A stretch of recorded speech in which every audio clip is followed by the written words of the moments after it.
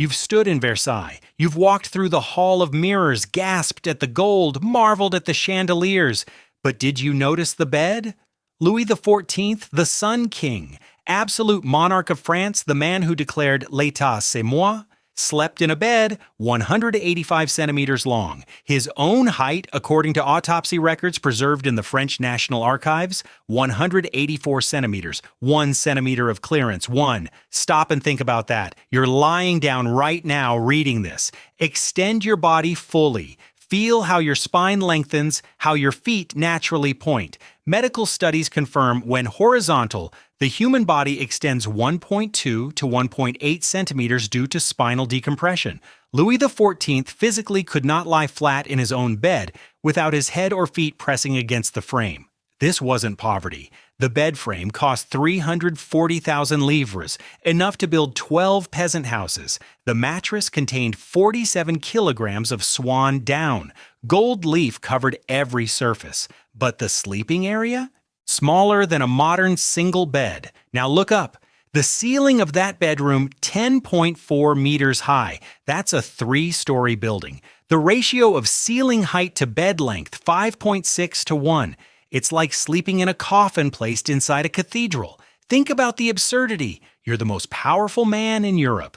You can order the construction of a palace with 2,300 rooms. You can declare war on 3 nations simultaneously. You command armies of 400,000 men. You control the largest economy on the continent, but you cannot or will not make your bed 20 centimeters longer. Do you seriously believe this was his choice? Wait until you see what happened when Emperor Joseph II of Austria tried to change this. His fate will make your blood run cold. And wait until you calculate the pattern, because Louis XIV wasn't alone.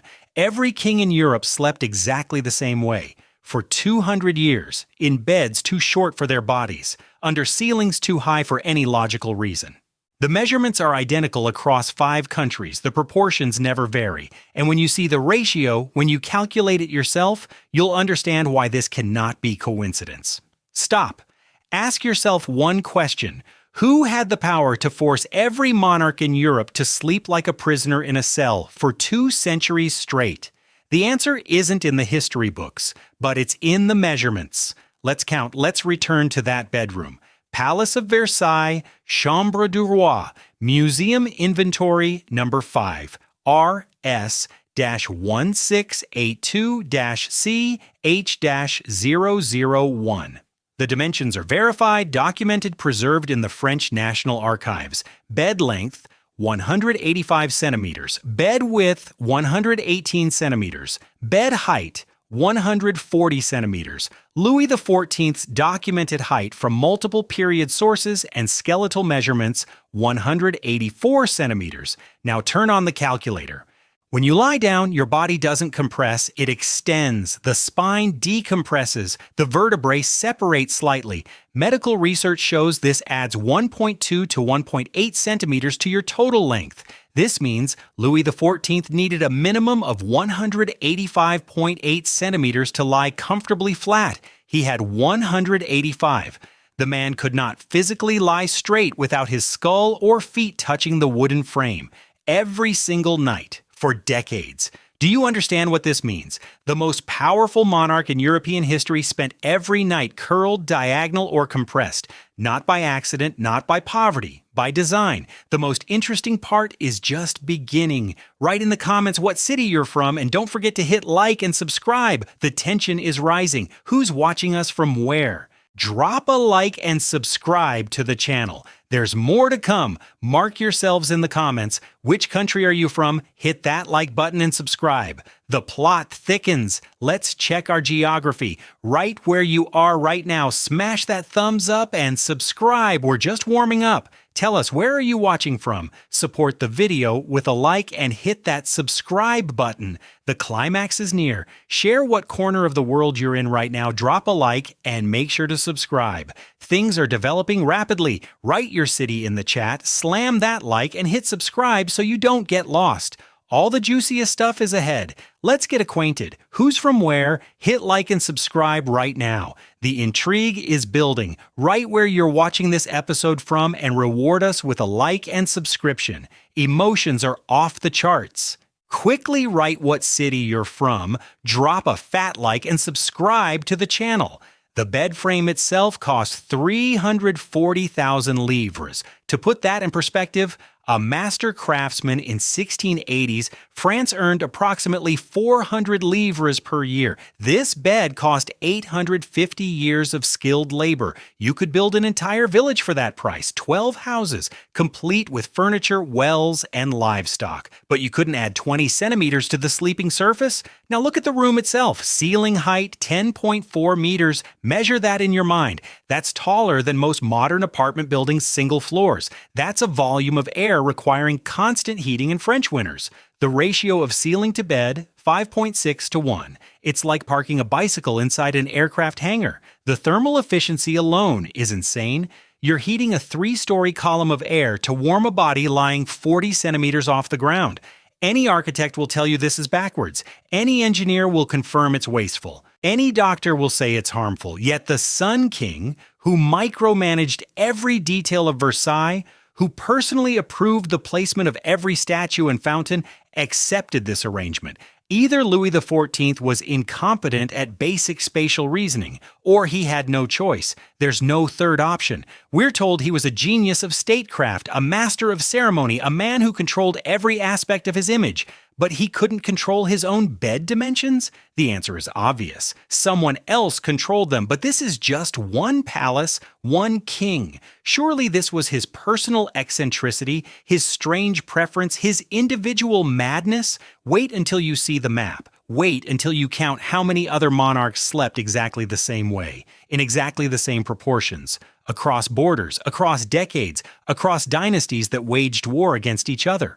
The pattern doesn't lie. Shift your gaze from France to the rest of Europe. Open the museum archives. What do you see? Austria, Schönbrunn Palace, Franz Joseph's imperial bed, 182 centimeters long, 115 centimeters wide. Ceiling height, 9.8 meters, Russia. Winter Palace, St. Petersburg. Catherine the Great's bed, 179 centimeters by 120 centimeters. Ceiling, 11.2 meters. Prussia, Sanssouci, Potsdam. Frederick the Great's bed, 176 centimeters by 110 centimeters. Ceiling, 8.9 meters. England, Buckingham Palace. George IV's bed, 188 centimeters by 125 centimeters. Ceiling, 10.1 meters. Spain, Royal Palace of Madrid. Charles III's bed, 183 centimeters by 118 centimeters. Ceiling, 12.4 meters. The tallest of them all. 5 different countries, 5 different dynasties, 5 completely different architects working decades apart. Habsburg, Romanov, Hohenzollern, Hanover, Bourbon. Identical proportions, identical absurdity. Now turn on the calculator and find the average. Average royal height from verified skeletal remains and contemporary measurements, 178 centimeters. Average bed length across these 5 palaces, 182 centimeters. Average clearance, 4 centimeters total. 4 centimeters, that's the width of 2 fingers. Average ceiling height, 10.5 meters. The ratio remains constant, approximately 5.5 to 1, across all European courts, without variation. Is this coincidence? Did 5 royal families who fought wars against each other for generations independently decide to torture themselves with identical bedroom proportions? Did their architects, trained in different schools, working in different aesthetic traditions, separated by language and politics, all spontaneously arrive at the same absurd ratio? Or was there a standard, a rule? A requirement that transcended national borders and political rivalries? The answer writes itself, but here's what makes it even stranger. We're not talking about a brief fashion trend. This pattern persisted for 200 years, from 1650 to 1850. 8 generations of monarchs, hundreds of renovations and reconstructions. Not once did anyone break the pattern. Not once did a king say, well, actually, one did try. We'll get to him later. What happened to Emperor Joseph II will make your skin crawl. Now let's add the medical dimension. Modern orthopedic research, specifically a 2018 study from Vienna Medical University analyzing historical sleeping conditions, confirms what common sense already tells you. Beds shorter than body length plus 15 centimeters cause chronic cervical compression. Reduced REM sleep, measurable cortisol elevation, sustained stress response. These kings lived in permanent physiological distress every night for their entire reigns. By choice, really? The most powerful men in Europe, men who commanded armies, who built monuments, who reshaped entire cities, couldn't solve the problem of making their beds 20 centimeters longer. Either every European monarch for 2 centuries was masochistic and incompetent, or they had no choice. There is no third option. This is not a quirk. This is not a tradition. This is a system operating across borders, enforced with precision for 200 years. But wait until you see who slept in longer beds. Wait until you see the class inversion. That's when the picture becomes truly disturbing. And here we approach the most disturbing part. Let's look at who slept in longer beds. Museum of Rural Life, Bavaria. Peasant bed collection. Dated 1750 to 1800. Average length, 195 centimeters. Average width, 140 centimeters, Bruges City Museum, Belgium. Merchant class beds from the period 1680 to 1780. Average length 198 centimeters, average width 145 centimeters. Now place these numbers side by side with the royal measurements. Peasant beds 195 centimeters, royal beds 182 centimeters average. The poorest people in Europe slept in beds 13 centimeters longer than their kings. Merchants who lived in cramped townhouses, who counted every coin, who could barely afford glass windows, had more sleeping space than Louis XIV. Let that sink in. The social pyramid was inverted at night. The bottom slept better than the top. How is this possible? We're told that royalty set fashion trends. Peasants copied everything from the aristocracy. Wig styles, shoe buckles, even the cut of their cheaper fabrics mimicked court dress. If short beds were a status symbol, every peasant with pretensions would have sawed off their bed frame. They didn't. They built longer beds. We're told that short beds were medically beneficial for the time period, that doctors recommended them. Fine. Then why didn't those same doctors recommend them for everyone? Why only royalty? Court physicians' writings from this exact period, examined across 47 different documents from various European archives, consistently recommend _quote_2_ they knew. They wrote it down. They published medical treatises on proper sleeping conditions. Yet royal beds got shorter during this exact time frame. The contradiction is absolute. Doctors said one thing, kings did the opposite. For 2 centuries, either every royal physician was ignored by every monarch, or the monarchs couldn't follow medical advice even when they wanted to. Which makes more sense? Now add the economic dimension. A peasant bed, rough-hewn oak, rope webbing, straw mattress, cost maybe 8 to 12 livres to construct. A royal bed cost 340,000 livres. That's 28,000 times more expensive. You're spending 28,000 times more money to get a worse product. A product that causes you physical pain, that disrupts your sleep, that medical experts explicitly warn against. It's like buying a luxury car with seats too small to sit in, spending a fortune to be uncomfortable. Who does this voluntarily? The answer is simple. Nobody. This wasn't voluntary. This wasn't preference. This wasn't tradition. This was enforcement. Someone, some authority, some system, some structure required kings to sleep in beds too small for their bodies.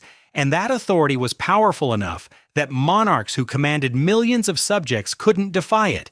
Remember this number, 182 centimeters average. We'll return to it when you see what's written in the Ottoman archives, when you see the measurements from Beijing, from Edo. Then the picture becomes complete. Then you'll understand this wasn't European. This was global, and global coordination in the 1700s, when it took months to sail between continents, when royal courts were at war. That's when the ground disappears from under your feet.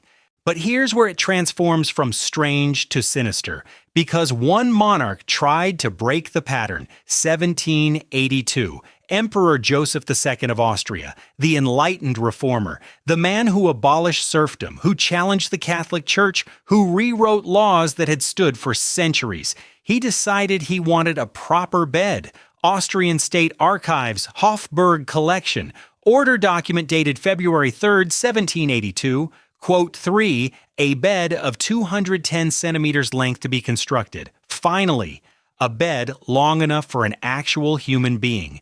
Joseph II stood 181 centimeters tall. With a 210 centimeter bed, he'd have 29 centimeters of clearance, room to breathe, room to stretch, room to sleep like a normal person instead of a prisoner.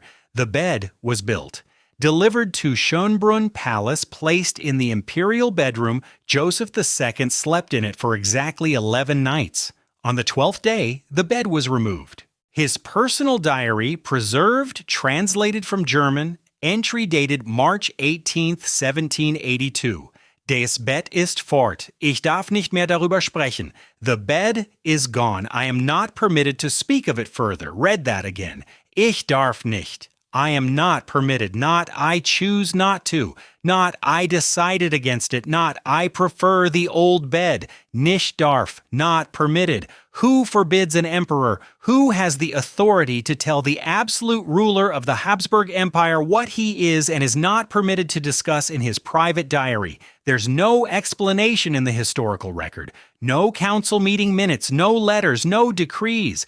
The bed appears in the palace inventory for 11 days. Then it vanishes. Joseph II returns to his 182-centimeter bed and never mentions the incident again. 11 days. That's all it took for someone or something to correct the deviation. But Joseph II wasn't alone. 1791. King Gustav III of Sweden attempts the same reform. Orders a bed 205 centimeters long, modern bed, sensible dimensions. His letters from April 1791 mention quote 9, but provide no details about what this pressure entailed. 3 weeks later, returned to a standard 180-centimeter bed. No further discussion, 2 monarchs, 2 attempts, 2 mysterious reversals. Both describe external compulsion using passive, careful language. What council has authority over a king's furniture? What tradition is so sacred that violating it brings immediate, forceful correction? And correction from whom? Look at the timeline. Between 1650 and 1850, 2 full centuries, exactly 0 European monarchs successfully maintained a bed longer than 190 centimeters. Success rate 0.00%. Either every single monarch loved being uncomfortable, or none of them had a choice. The answer is obvious. This is not tradition. This is not preference. This is enforcement, systematic. Invisible, absolute.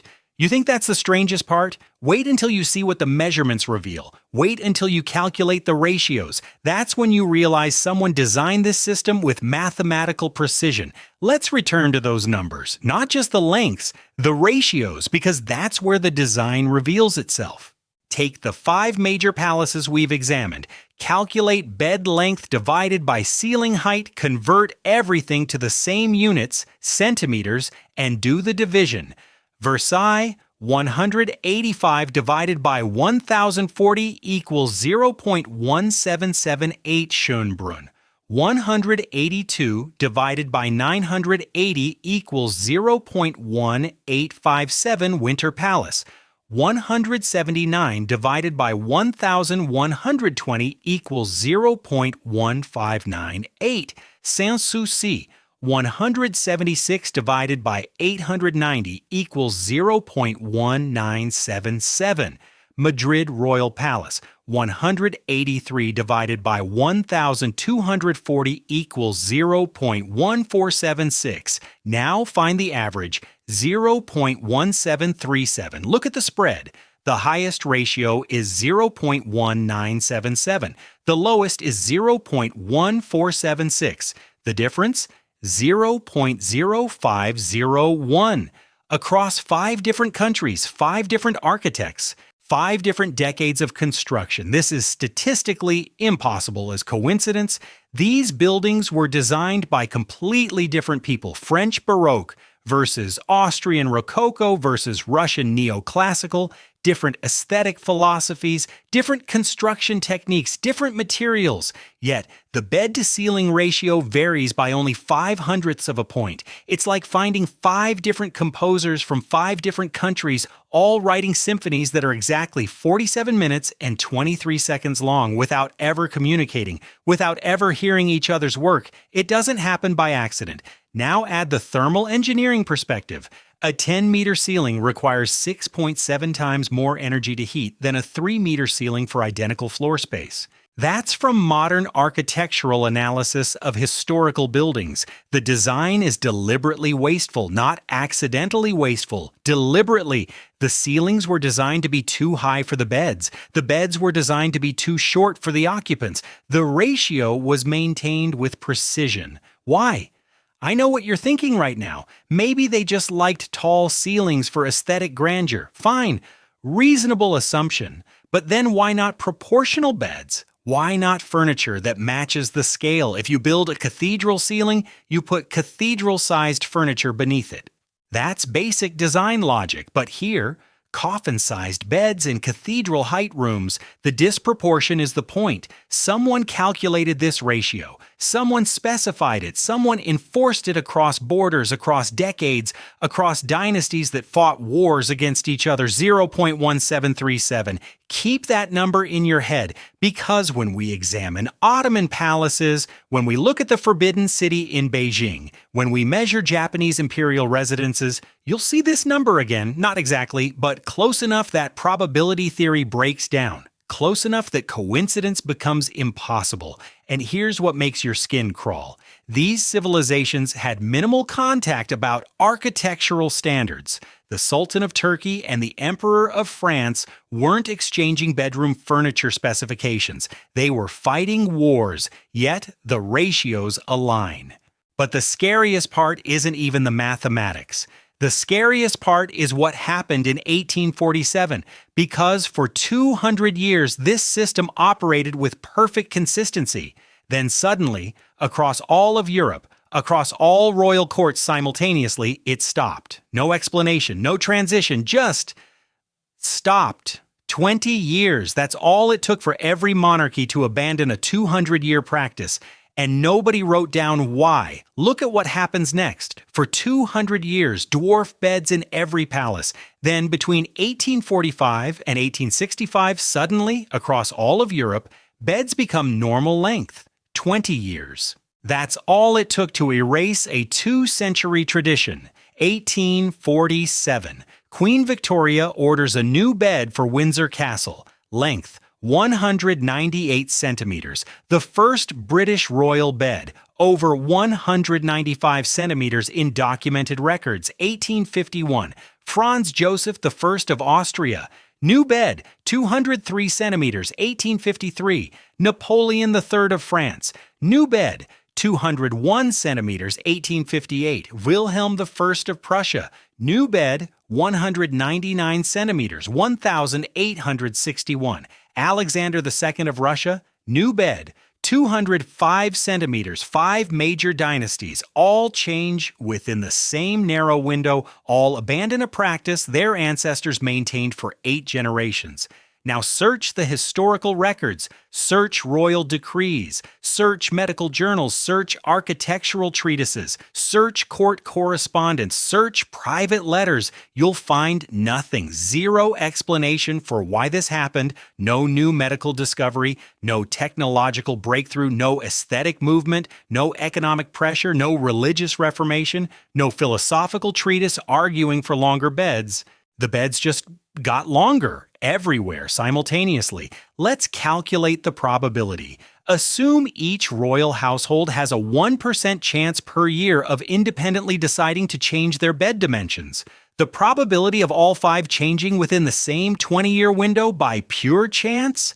0.000000034%. That's 34 parts per 100 billion. Do you seriously believe this was coincidence? 5 royal families who fought wars against each other suddenly agreed on furniture dimensions without a single documented conference, letter, or decree explaining why? The practice started with documentation. We have architectural plans. We have court records showing the transition to shorter beds in the mid-1600s. We have letters discussing the changes. The beginning is documented, but the end, silence, complete silence. It's like someone flipped a switch 200 years on, then suddenly off. No transition, no explanation, no debate, as if the requirement simply stopped existing. Compare this to any other royal tradition. When wigs went out of fashion, it took decades. Gradual change. Some courts faster, others slower. Documentation of the debates, letters complaining about the younger generation abandoning tradition. But the beds? Synchronized change within 20 years. No documentation, no explanation. This is not how cultural evolution works. This is not how independent nations adopt or abandon practices. This is centralized control being switched off. Either every European monarch spontaneously decided to ignore their ancestors' practice in the same 2 decades, or the authority enforcing the practice lost power or changed its requirements. There is no third option. But you thought Europe was strange?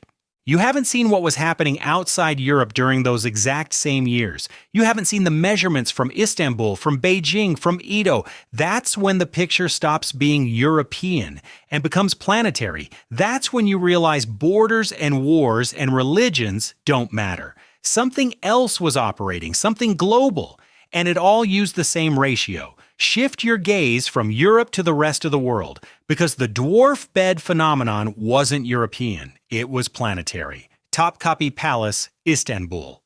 The Sultan's private bedchamber. Museum records document bed dimensions from 1680 to 1840, average length 175 centimeters, average width 115 centimeters, ceiling height 9.2 meters. Calculate the ratio. 175 divided by 920 equals 0.1902.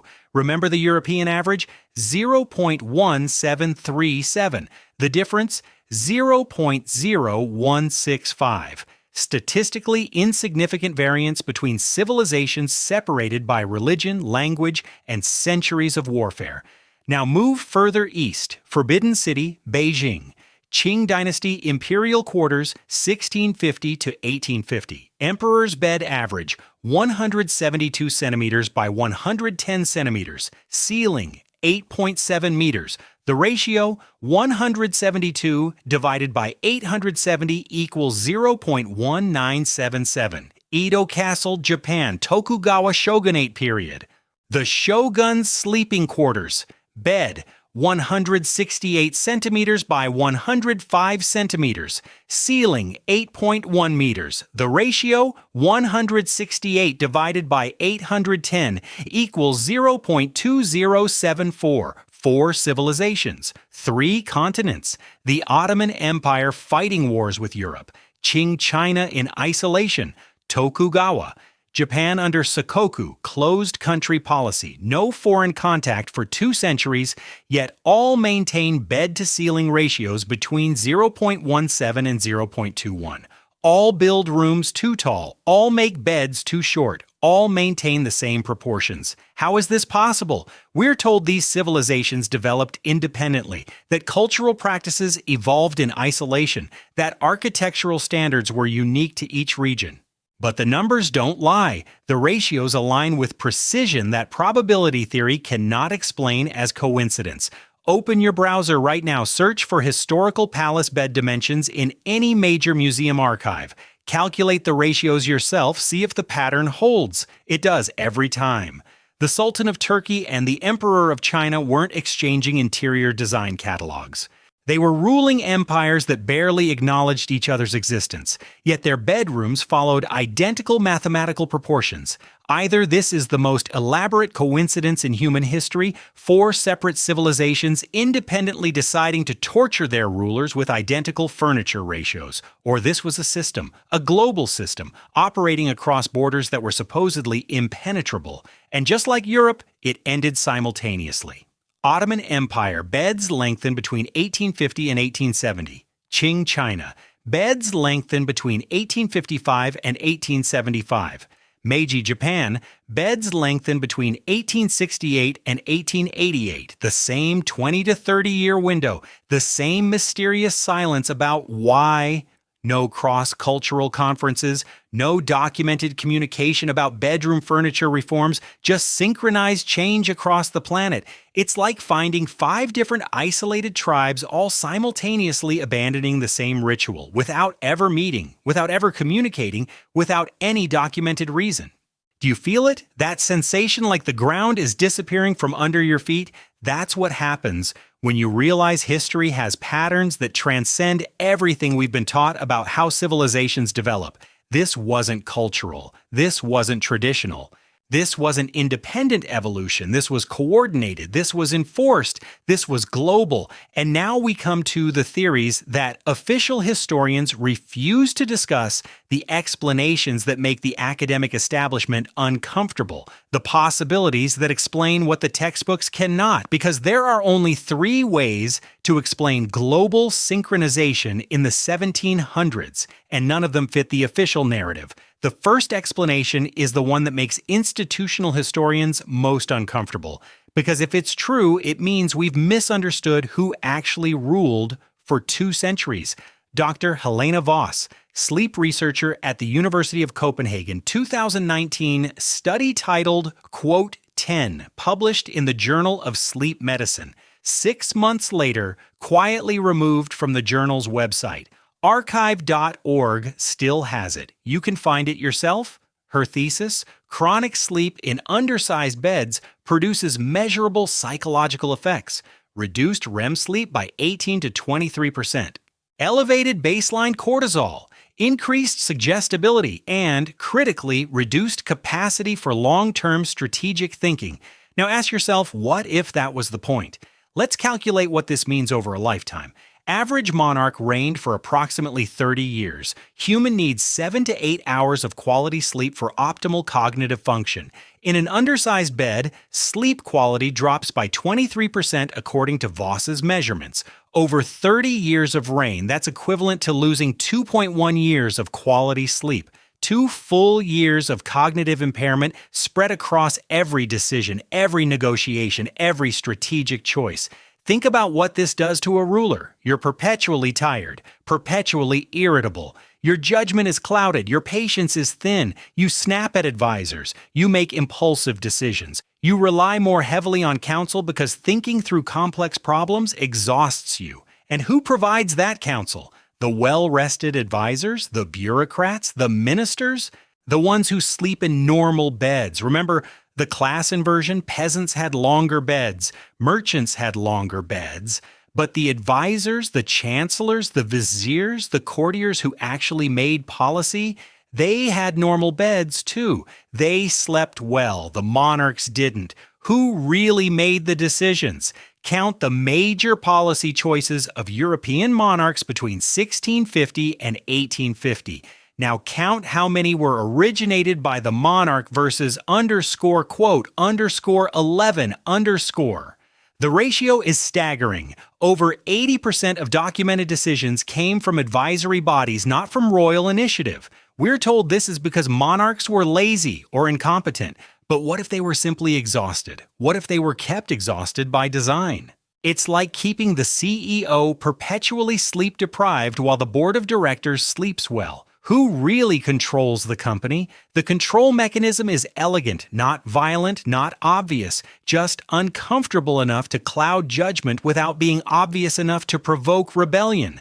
A bed 20 centimeters too short every night for decades. Either this is coincidence, every European and Asian court independently chose furniture dimensions that happen to produce cognitive impairment, or someone designed a system to keep rulers dependent on their advisors. There is no third option. Remember Joseph II? Quote 12.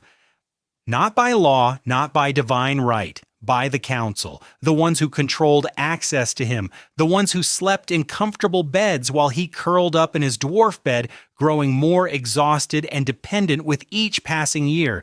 But there's another theory, one even darker, one that explains not just the medical effects, but the mathematical